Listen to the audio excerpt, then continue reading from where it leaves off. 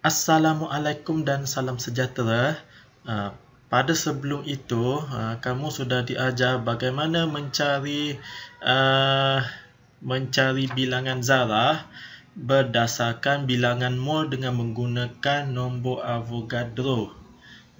Pada hari ini, kamu akan diajar untuk mencari bilangan mol berdasarkan jisim bahan dengan menggunakan jisim molar. Jadi kita tengok dulu poin dulu. Poin 1, jisim molar ialah jisim 1 mol bahan. Nanti saya terangkan apa jisim 1 mol bahan. Okey, unit jisim molar ialah gram per mol ataupun gram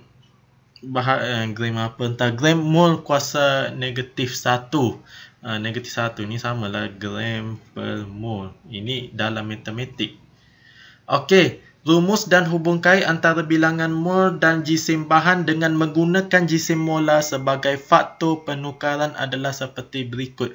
Okey, untuk mencari mol biasanya diwakili dengan N sama dengan jisim. Jisim sesuatu bahan dibahagi dengan jisim molar.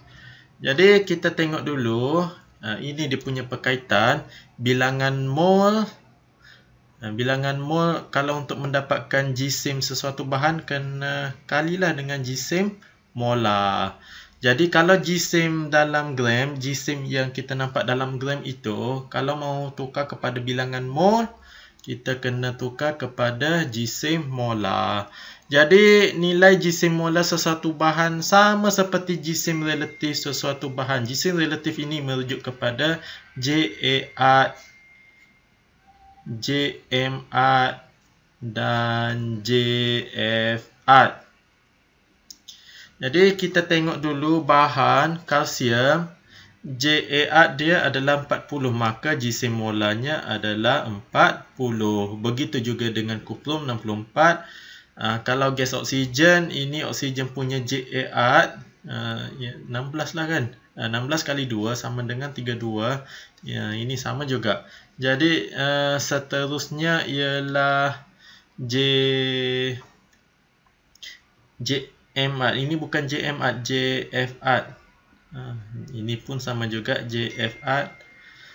Sama juga dia punya pengiraan. Sebenarnya sama dengan JMA tapi diguna istilah lain lah. Okey. Jadi jisim relatif ini sama seperti jisim molar.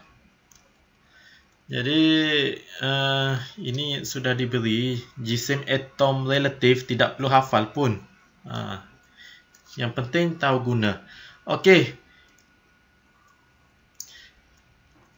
Gram per mol. Apa maksud gram per mol? Okey, kita tengok dulu. Kalau 1 mol karbon, 1 mol karbon berat dia adalah 12 gram. 1 mol karbon. Kalau 2 mol karbon, 24 gram. Apa gram per mol? Sebenarnya dia begini. 12 gram dalam 1 mol. Itu maksud dia. 12 gram dalam 1 mol. Kalau 2 mol tidak menjadi. Jadi kena 24 lah gram. Jadi 24 akan jadi 12 gram per mol. Begitu dia punya perkaitan ataupun nisbah lah orang bilang. Jadi saya tak mau masuk kepada matematik yang kompleks sikit lah. Okey, kita tengok kepada contoh. Berapakah jisim bagi 1.8 mol kalium nitrat KNO3? Jadi kita tengok kepada penyelesaian. Pertama sekali ialah kita cari jisim formula relatif KNO3. Ini datang daripada JAR. Potasium, bukan potasium, kalium. Potasium dalam bahasa Inggeris. 14 dan nitrogen. Oksigen dia ada 3. Jadi kalilah dengan 3. Jadi kamu akan dapat 101. Jadi JFA ini sama seperti jisim molar. 101 gram per mol. Jadi kiralah bilangan mol kali dengan jisim molar 1.8 kali dengan 101. Jadi kamu akan dapat 181.8 gram per mol, salah unit. Okey. Dapatlah gram. Jadi sebenarnya dia macam begini. Per mol dengan per mol dia kasih potong sebenarnya. Itu yang kamu dapat gram sahaja. Okey.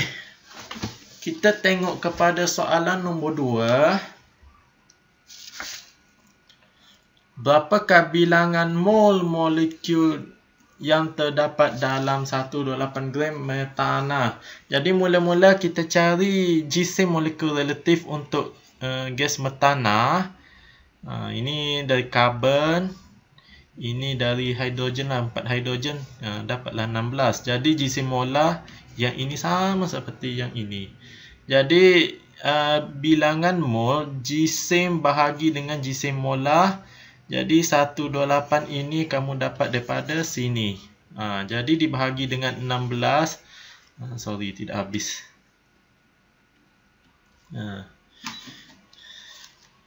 128 bahagi dengan 16, kamu akan dapat 8 gram.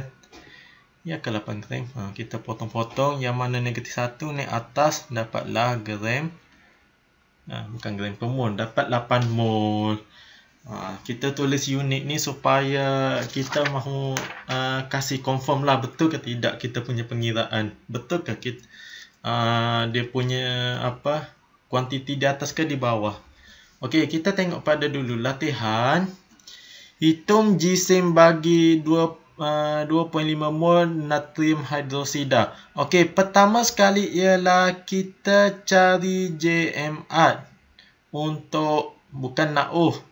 Tak boleh NaOH, marah saya punya cikgu saya dulu. Jadi JMR untuk sodium pula, natrium hidroksida, tercakap English pula. Okey. Natrium 23 tambah dengan oksigen 16 tambah dengan hidrogen, kamu akan dapat 40. Jadi jisim molar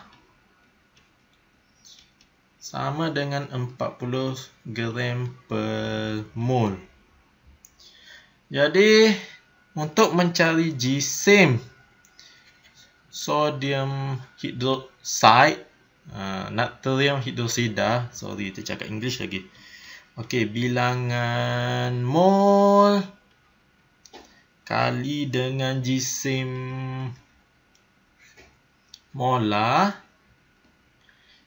Bilangan mol diberi ialah 25 mol kali dengan jisim molar 40 gram per mol. Okey, kita kasih mati dia punya mol, dapatlah 2.5 kali 40 dapat 100 mol. Sudah kasih mati, tinggal gram saja. Bukan kasih mati, kalau bahasa yang sopan sikit, mansuh.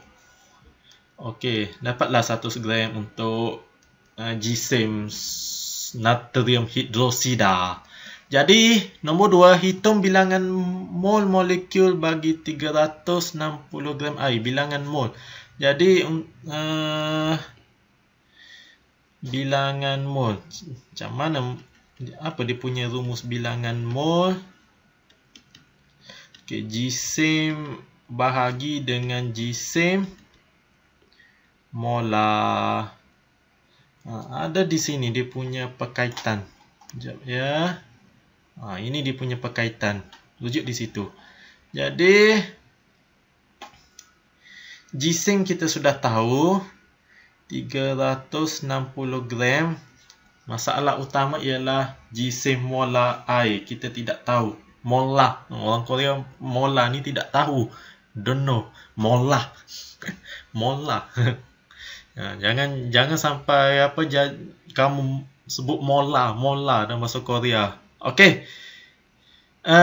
Jisim molar. Untuk mencari jisim molar untuk air, JMR untuk air ialah oksigen 16 tambah dengan hidrogen mana-mana je 2, 1, kamu akan dapat 18. Jadi jisim molar ialah 18 gram per mol. Jadi letaklah di sini 18 gram per mol. Kamu akan dapat 20 mol. Jadi yang ini boleh kasih mansuh, dapat mol. Mol naik atas, dapat mol. Okey, ini kamu kena belajar hukum indeks baliklah kalau dalam matematik. Jadi setakat itu sahaja untuk hari ini. Jadi saya akan teruskan kepada arahan tambahan nanti. Sekian, terima kasih.